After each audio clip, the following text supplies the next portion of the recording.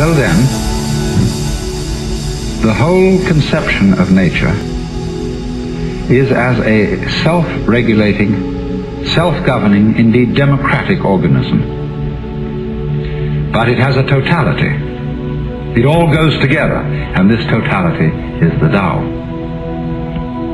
When we speak in Taoism of following the course of nature, following the way, what it means is more like this: doing things in accordance with the grain. It doesn't mean you don't cut wood, but it means that you cut wood along the lines where wood is most easy to cut. And you interact with other people along lines which are the most genial.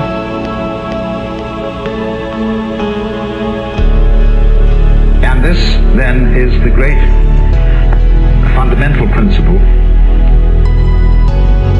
which is called Wu Wei.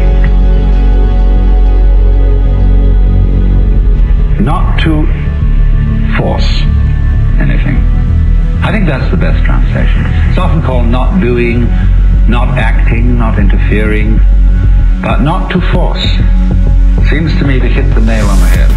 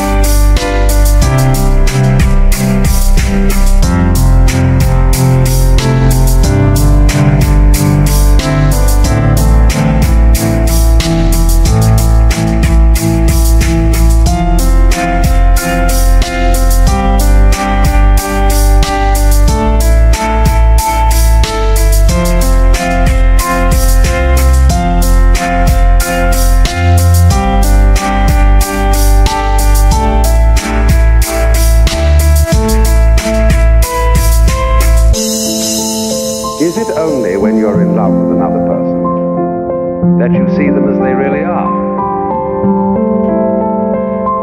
And in the ordinary way, when you're not in love with people, you see only a fragmented version of that being. Because when you're in love with someone, you do indeed see them as a divine being. And suppose that's what they are truly. Your eyes have by your beloved been opened. Now, the more you work it, the more you're building up promises and expectations for something which you are probably not going to come through with at the level of deep feeling.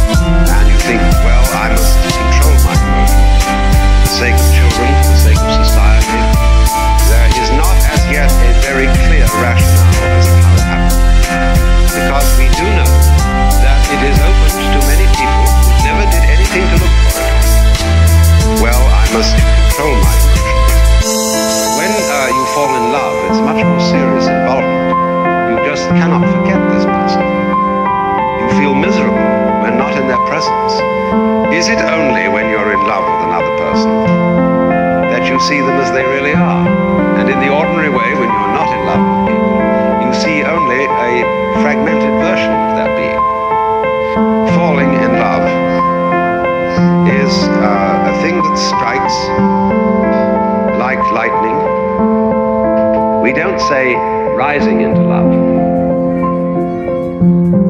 There is in it the idea of the fall and the creation.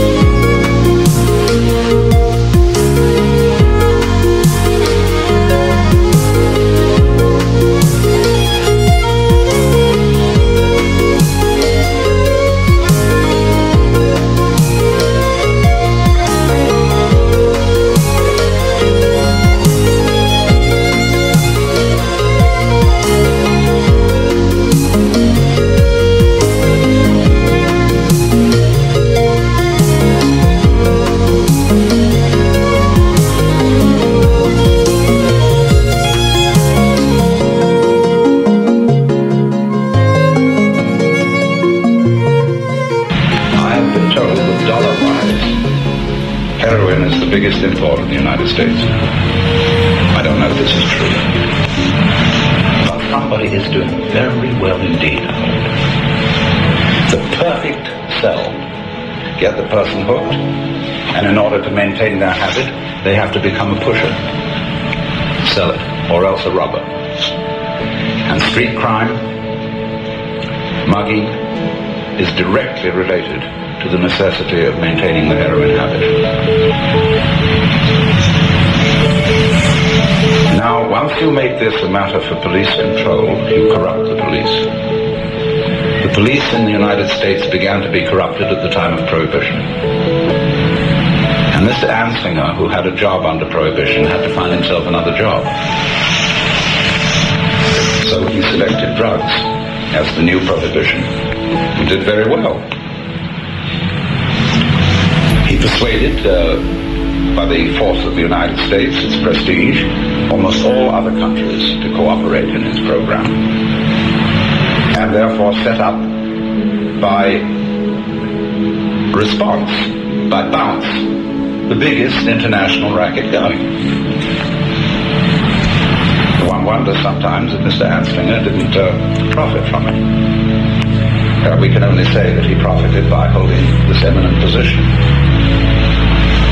But somebody is making fortunes out of the trade, simply because the price is high, and the price is high because it's forbidden. Any idiot should be able to see that. In the meantime, the police are neglecting their other duties. If you have a robbery, say, in your home, they couldn't be less interested in retrieving the stolen goods. I know a case that happened fairly recently where police inspectors didn't come around for 2 days after the robbery. And then they sent over a couple of goons in plain clothes. Real goons. And, they sort of shuffled around and looked at things and went off. They don't give a damn. Because they've got too much to do.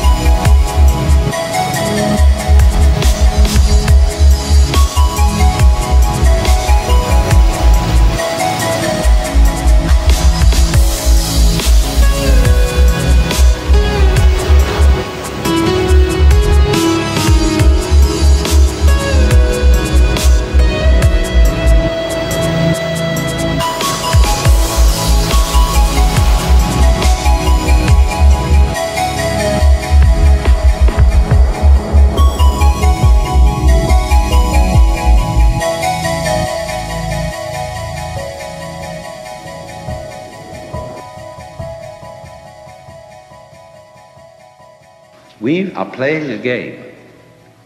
And the game runs like this. The only thing you really know is what you can put into words. Let's suppose I love some girl rapturously. And somebody says to me, well, do you really love her? Or how am I going to prove this?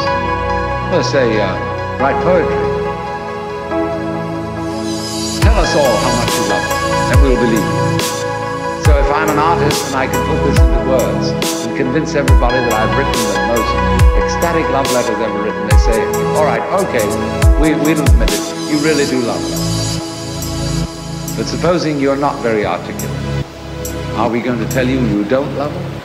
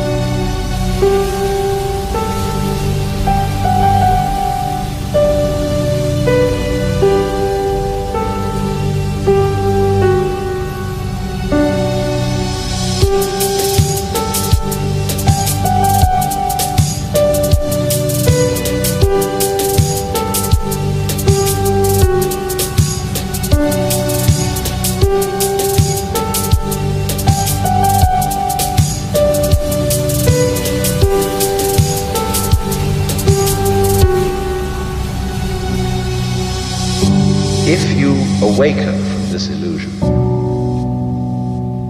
and you understand that black implies white, self implies other,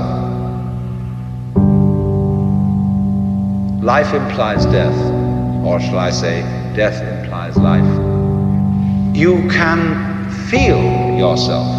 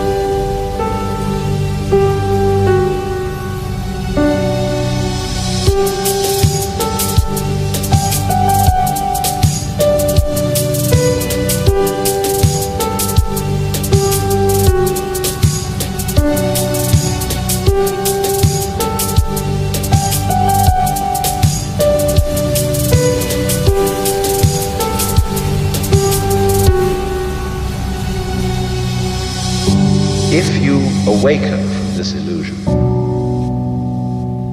and you understand that black implies white, self implies other, life implies death, or shall I say, death implies life, you can feel yourself.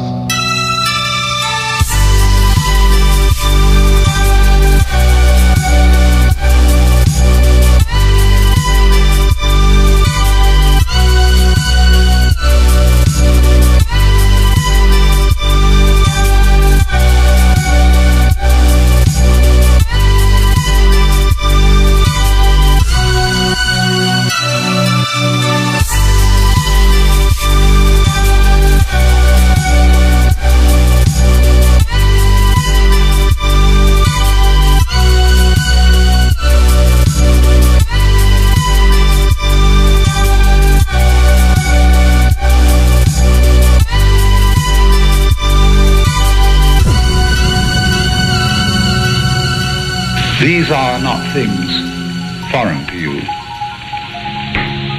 What you see outside you, although it looks distant and foreign, is most fundamental to you. There was sense in what is now only a superstition, astrology. Astrology as a means of predicting what is going to happen to any individual in his life is, as far as I could make out, of almost null value.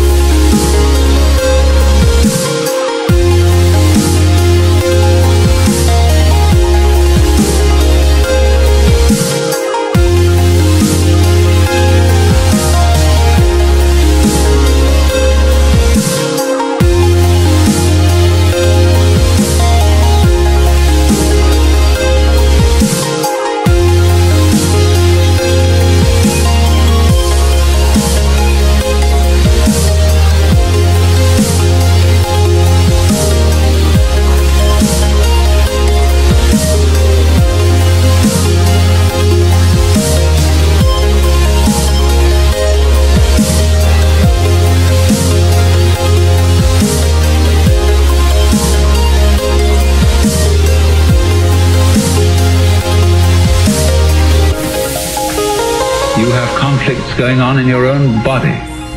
All kinds of microorganisms are eating each other up. And if that wasn't happening, you wouldn't be healthy. So all those interrelationships, whether they appear to be friendly relationships as between bees and flowers, or conflicting relationships as between birds and worms, they are actually forms of cooperation. And that is mutual arising.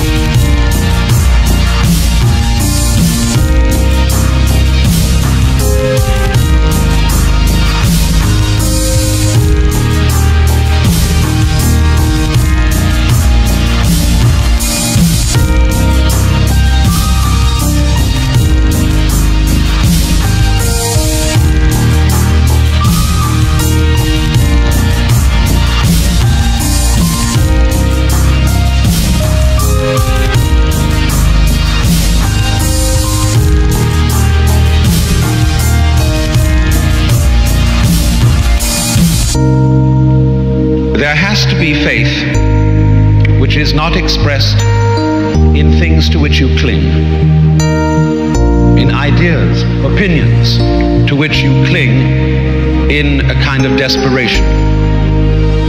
Faith is the act of letting go, and that must begin with letting go of God. Man is a little germ that lives on an unimportant rock ball that revolves about an insignificant star on the outer edges of one of the smaller galaxies. But on the other hand, if you think about that for a few minutes, I am absolutely amazed to discover myself on this rock ball. But you can always wake up.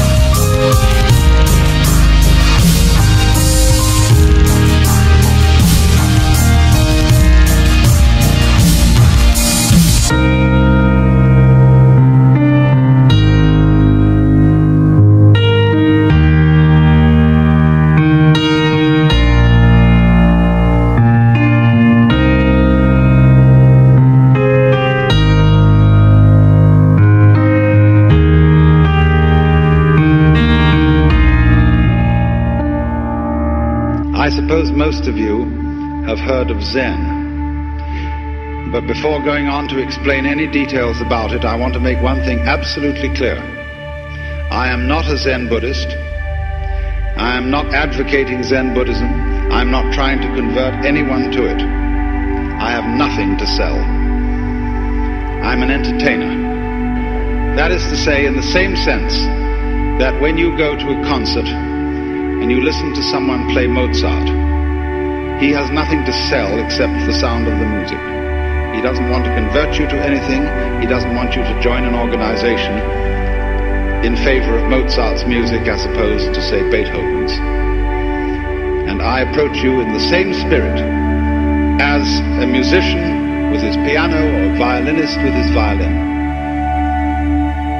I just want you to enjoy a point of view which I enjoy.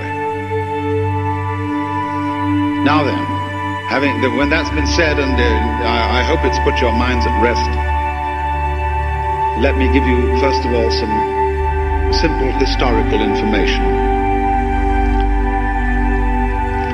Zen is a form of Buddhism. It originated in China about 500 AD. And about 1200 AD, it migrated to Japan, where it exists today. And it is a form, it's a way of life that has had an immense influence on the arts and on the culture, the poetry and architecture of the Far East. It has lately become of enormous interest to many people in other parts of the world. Now, normally when one talks about Buddhism, and Zen is a form of Buddhism, it is supposed that you're talking about a religion. And people are apt to classify themselves as Buddhists, as they might say, I am a Catholic, or a Methodist, or a Baptist, or an Episcopalian, or a Jew. But that is rather misleading. Buddhism is not a religion in that sense. If we want to find an equivalent to Buddhism in our society today in the West, probably the nearest thing to it is psychotherapy. When a person goes to a psychiatrist or a psychoanalyst to work out a serious personal problem, not because he's just nutty, I mean, not necessarily because he has hallucination or excessive singing in the ears with no clear physical origin, but when a person feels that his whole life is somehow disoriented and wrong, and he doesn't go to the preacher because the preacher only moralizes to him and says, "My man, you should have more faith in God," or something. So he goes instead to a doctor, because in our day, a man with the tag of science on him has more prestige than a man who has the tag of religion. And so when a psychiatrist goes to work on you, his objective is more or less to change your state of consciousness. That is to say, if your state of consciousness, your state of mind, is one of being day after day constantly depressed, the objective of going to a psychiatrist or a psychotherapist is to have your state of consciousness changed to one of happiness. Now, in a somewhat similar way, the objective of Buddhism in all its forms is to bring about a fundamental change in a human being's everyday state of consciousness. If I make it yet more specific, it's to bring about a change in your sense of personal identity, that is to say, in your sensation of who and what you are. And in this way, Buddhism, which I suppose you know, is a method of changing consciousness, discovered or invented by a man called Gautama, who lived in India shortly after 600 BC, who was given the title Buddha because the word means the awakened one, the man who woke up. And therefore, that very title suggests that ordinary people are asleep. I remember a very wise man who used to give lectures like this. And when he came in, he used to be silent, and he'd look at the audience. And he'd gaze at everybody in the audience particularly for a long time, and everybody would begin feeling vaguely embarrassed. And when he'd gazed at them for a long time, he'd say, "Wake up! You're all asleep. And if you don't wake up, I won't give any lecture." Now, in what sense are we asleep? The Buddhist would say that almost all human beings have a phony sense of identity, a delusion, a hallucination as to who they are.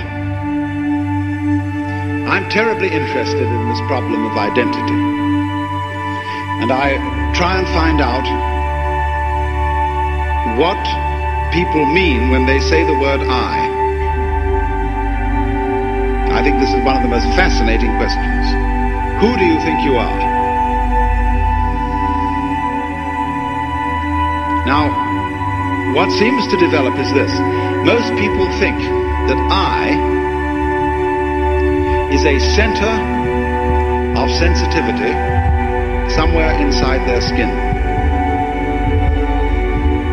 And the majority of people feel that it's in their heads. Civilizations in different periods of history have differed about this. Some people feel that they exist in the solar plexus. Other people feel that they exist about here. But in American culture today, or in Western culture in general, most people feel that they exist in here. And there is, as it were, a little man sitting inside the center of the skull. And he has a television screen in front of him, which gives him all messages from the eyeballs. He has earphones on, and that gives him all messages from the ears. And he has in front of him a control panel with various dials and buttons and things, which enable him to influence the arms and legs and to get all sorts of information from the nerve ends. And that's you. So we say in popular speech, I have a body. Not I am a body, but I have one, because I am the owner of the body in the same way as I own an automobile. And I can take the automobile to the mechanic, and occasionally in the same way I have to take my body to the mechanic, the surgeon, the dentist, the doctor, and have it repaired. But it belongs to me, it goes along with me, I'm in it. A child, for example, can ask mother, Mom, who would I have been if my father had been someone else? That seems a perfectly simple and logical question for a child to ask, because of the presumption that your parents gave you your body and you were popped into it, maybe at the moment of conception or maybe at the moment of birth, from a repository of souls in heaven, and your parents simply provided the physical vehicle. So that age-long idea that is indigenous, especially to the Western world, is that I am something inside a body, and I am not quite sure whether I am or am not my body. There's some doubt about it. I say, I think, I walk, I talk, but I don't say I beat my heart. I don't say I shape my bones. I don't say I grow my hair. I feel that my heart beating, my hair growing, my bone shaping is something that happens to me. And I don't know how it's done. But other things I do.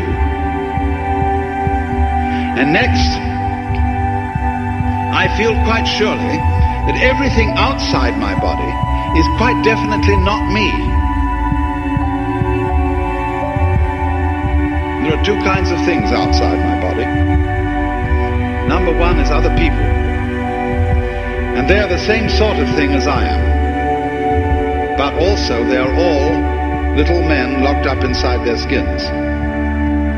And they're intelligent, they have feelings and values, and are capable of love and virtue. But the number two is the world that's non-human, that we call nature. And that's stupid. It has no mind. It has emotions, maybe, in animals. But on the whole, it's a pretty grim business. Dog eat dog. And when it gets to the geological level, it's as dumb can be. It's a mechanism. And there's an awful lot of it.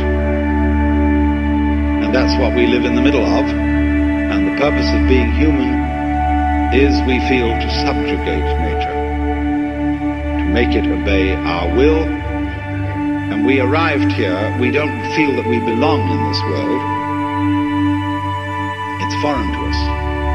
In the words of the poet Houseman, I, a stranger and afraid, in a world I never made.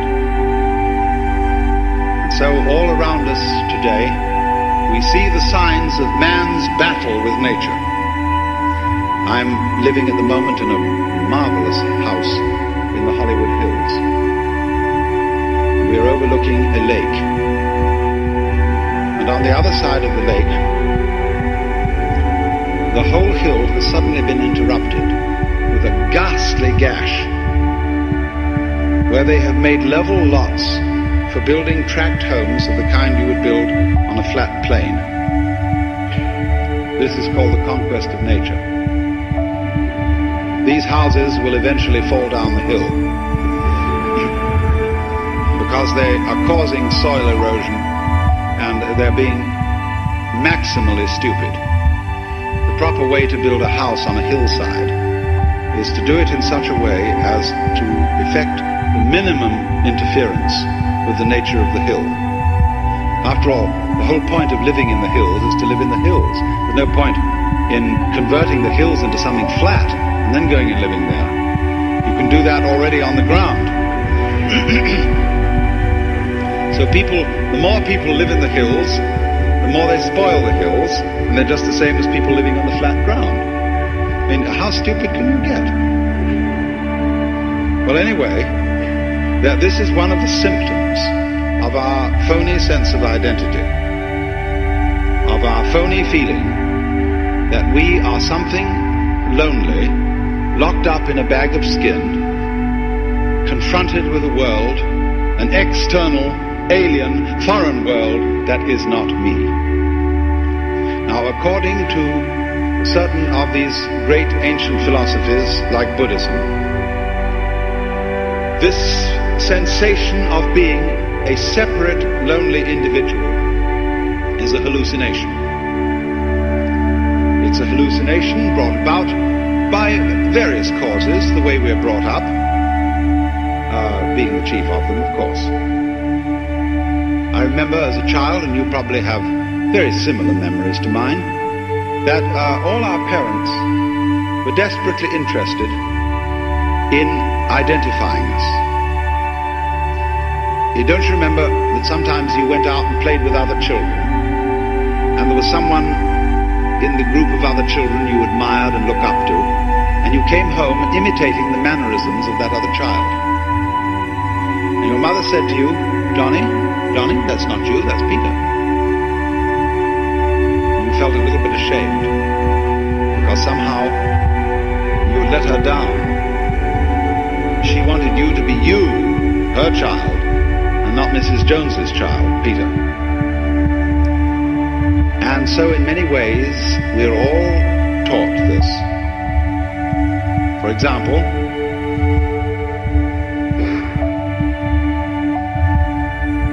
the main thing that we're all taught in childhood is that you must do that which will only be appreciated if you do it voluntarily.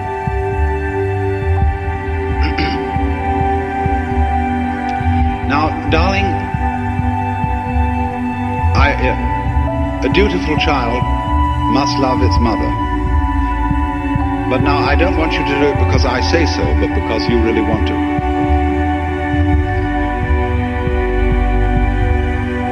Or, you must be free. See, this comes into politics. Everybody must vote. You see, imagine. You're members of a democracy. And you must be members of a democracy. See, you're ordered to. Crazy. Also, thou shalt love the Lord thy God. Is that a commandment or a joke?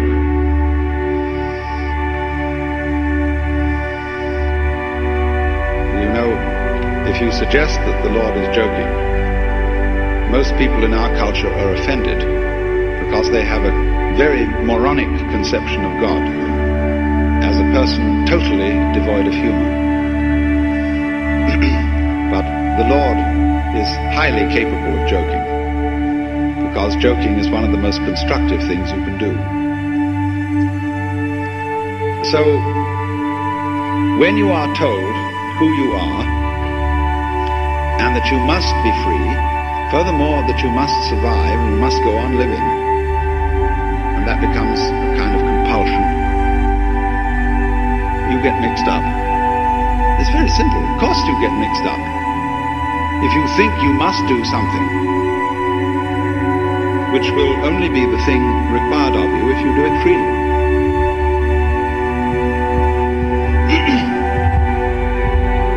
These are the sort of influences, then, that cause human beings all over the world to feel isolated, to feel that they are centers of awareness locked up in bags of skin. Now, this sensation of our identity can be shown and demonstrated to be false by some of the disciplines of our own science. When we describe a human being or any other living organism from a scientific point of view, all that means is that we're describing it carefully. We're going to describe very carefully what a human being is and what a human being does. All right. And we find that as we go on with that description, we can't describe the human being without describing the environment. We can't say what a human being is doing without also saying what the world around him is doing. Just imagine for a moment that you couldn't see anything up here except me. You couldn't see the curtains behind me. You couldn't see the stage. You couldn't see the microphone. You could only see me. That was all you could see. What would you be looking at? You wouldn't see me at all, because you wouldn't see my edges. And my edges are rather important for seeing me. My edges would be identical with the edge of your eyesight, with that vague oval curve, which is the field of vision. And what you would be looking at would be my necktie, my nose, my eyes, and so on, but you wouldn't see my edges. So you'd be confronted with a very strange monster, and you wouldn't know it was a human being. Because to see me, you need to see my background. And therein lies a clue of which we are mostly ignorant. In Buddhist theory, the cause of our phony sense of identity is called avidya, and that means ignorance, although it's better to pronounce it ignorance.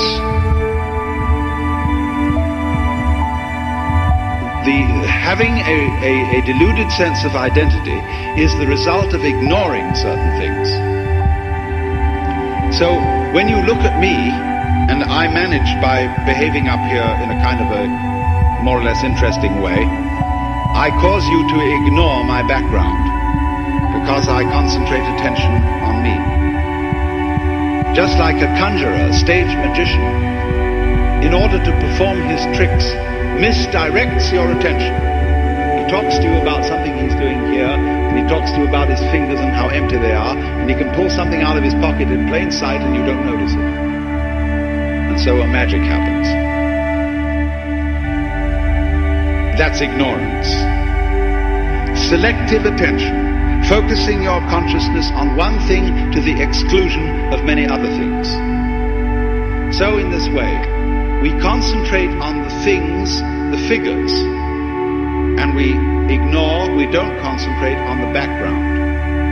And so we come to think that the figure exists independently of the background. But actually, they go together. And they go together just as inseparably as backs go with fronts, as positives go with negatives, as ups go with downs, and as life goes with death. You can't separate them.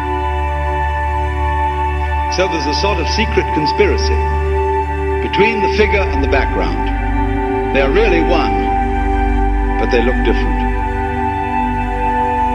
They need each other, just as male needs female, and vice versa. But we are ordinarily completely unaware of this. So then, when the scientist starts paying attention to behavior of people and things carefully, he discovers that they go together, that the behavior of the organism is inseparable from the behavior of its environment. So you see, if I'm to describe what I am doing, what am I doing?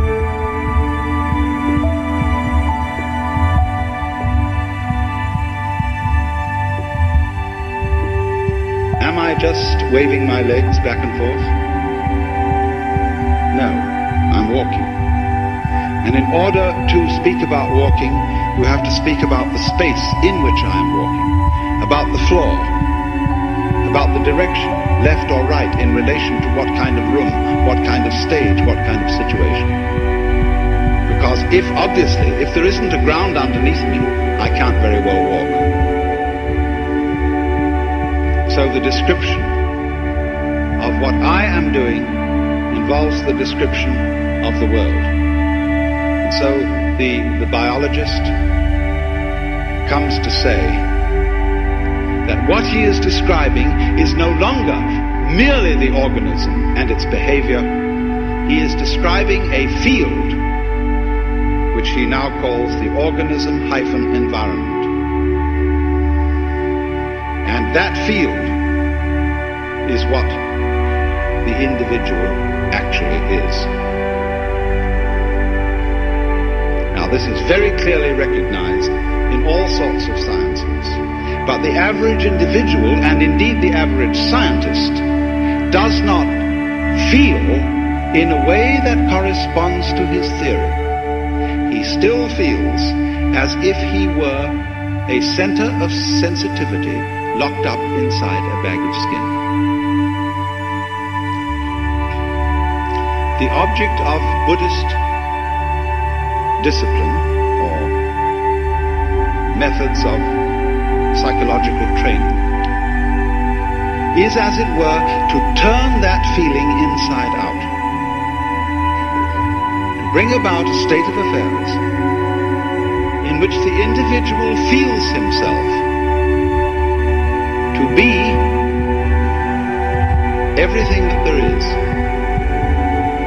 the whole cosmos, focused, expressing itself here. And you, as the whole cosmos, expressing itself there and there and there and there and there and so on.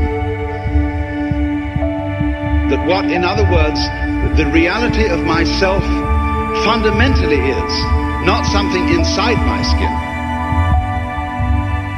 but everything, and I mean everything, outside my skin.